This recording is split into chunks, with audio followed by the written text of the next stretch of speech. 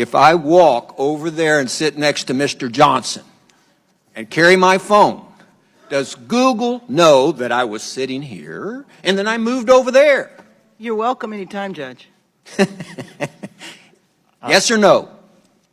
I genuinely don't know without knowing I'm what shocked services. you don't know. Do you or do you not collect identifiers like name, age, and address? Yes or no? If you're creating an account, yes, and using an account, yes. Device identifiers like IP address or IMEI?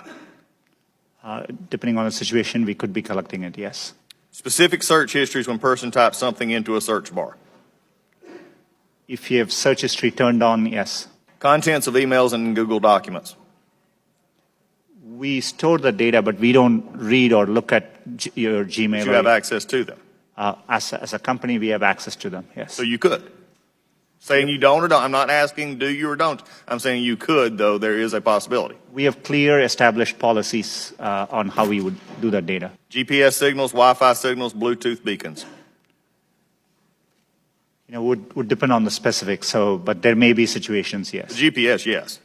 Yes, if you have And location. voice and conversations when using Google Voice products? We give an option to turn on or off. And But if a person didn't know it, voice and conversations when using Google Voice products? Yes. We only record when they initiated with OK Google and then say the terms after.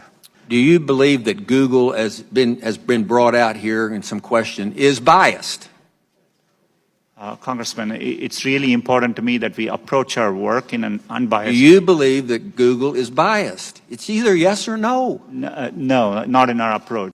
Why, number one, does Google need all this information?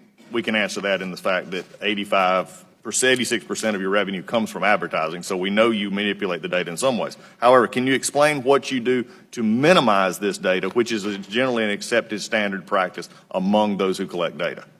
You know, our goal is, but we are providing, for example, if we are providing you a service like Gmail, which we have done for 15 years, that data, we need to store it for our users, so they expect us to.